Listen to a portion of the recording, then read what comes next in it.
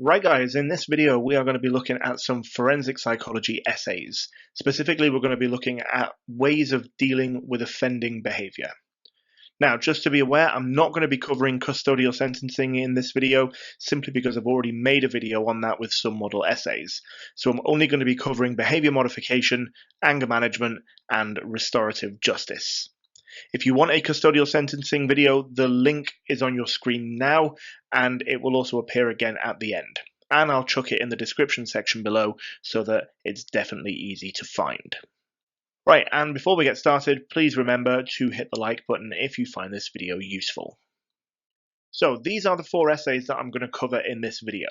The first 3 are standard 16 markers. Remember, discuss is the same as outline and evaluate, just with the added discussion element, which simply means that you need to present both sides of the argument or make reference to alternative ways of dealing with offending or something along those lines.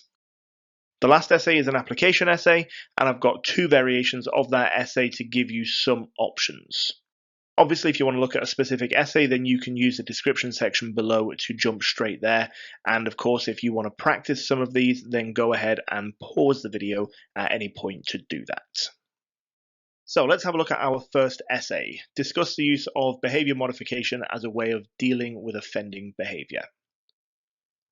So the outline is going to introduce the principles as being based on behaviorism. Remember, it's all about changing behavior, and that is done through rewarding desirable behavior and punishing undesirable behavior.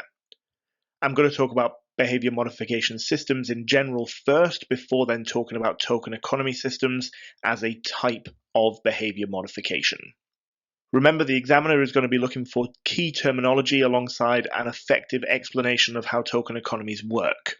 Okay, so make sure you are talking about things like operant conditioning, primary and secondary reinforcers, stuff like that.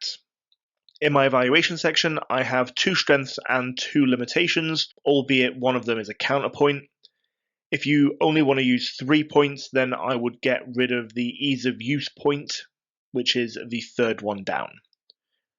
Make sure you keep the recidivism point, because all of the ways of dealing with offending have a point that focuses on reoffending rates, and it's really important to get those into an essay, okay? Because they give you an idea of how effective the specific program is that you are outlining. So let's have a look at the essay. So you've got your outline, which comes in at around 180 words. You've then got the first evaluation point with the counterpoint, followed by 2 more points in the red and then the purple. Okay, remember, if you are going to cut down to 3 evaluation points, which is absolutely fine, then get rid of the 3rd point, which is the one in red. Right, moving on, we have discuss anger management as a way of dealing with offending behavior. So the majority of the outline is going to be dominated by the 3 stages. Okay, so that's cognitive preparation, skills acquisition, and practice. We'll do a little introduction as well, just explaining that anger management is based on CBT, and that it's all about recognizing triggers and learning to deal with anger more effectively. My evaluation section is a little bit more limitation heavy this time, but that doesn't matter. I've still got 1 strength, which is my reoffending point. Okay, again, if you want to cut out an evaluation point, then go ahead and do that. That's not a problem. My recommendation would be to work your way up from the bottom. Okay, so get rid of the point about the fact that it's expensive first, and then work your way up from there if you need to. Okay, and here is the essay with the outline in blue as usual, followed by the 4 evaluation points in green, orange, red, and purple. Okay, the orange one is the counterpoint, which is why it's kind of linked on to the green one. Right then, moving swiftly on, essay number 3 is on restorative justice.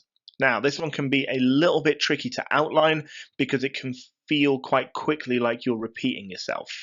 So I'm going to be focusing on the idea that restorative justice provides the offender an opportunity to see what their actions have caused, and it also gives the survivor the chance to feel heard.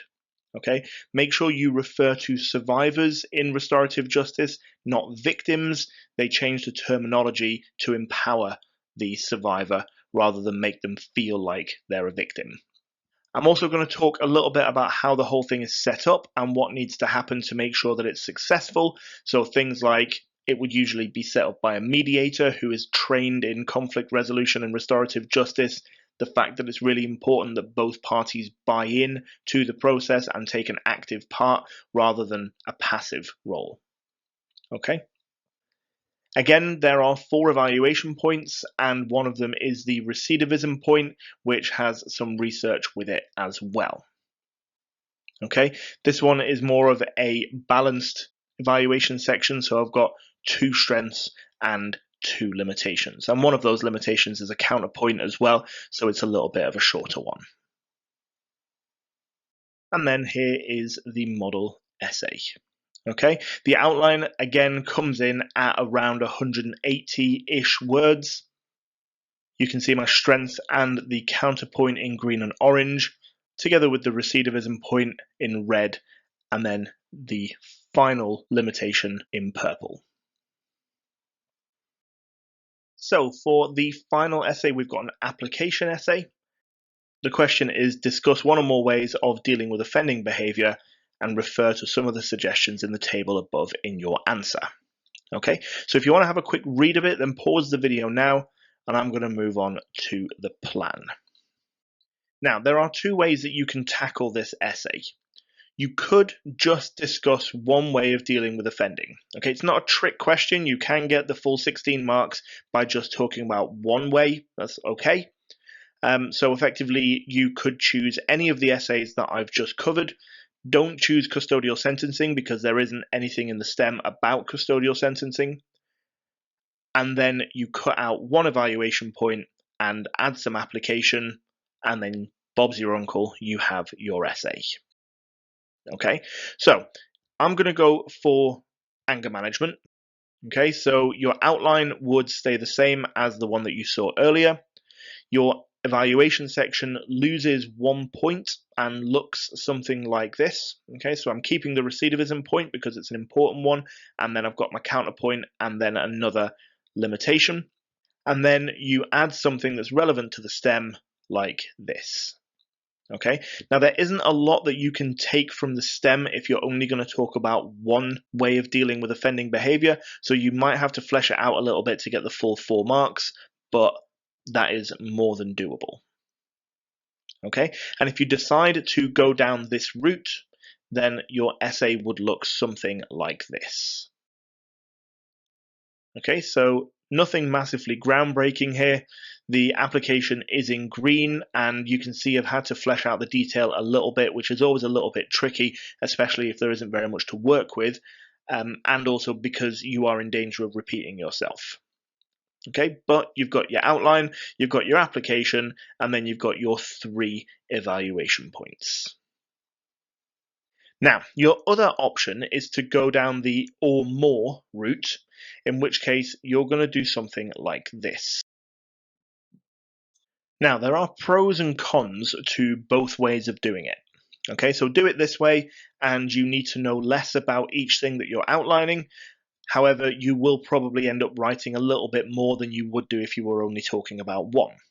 Okay, so if you're a slow writer, then this is probably something that you should be aware of.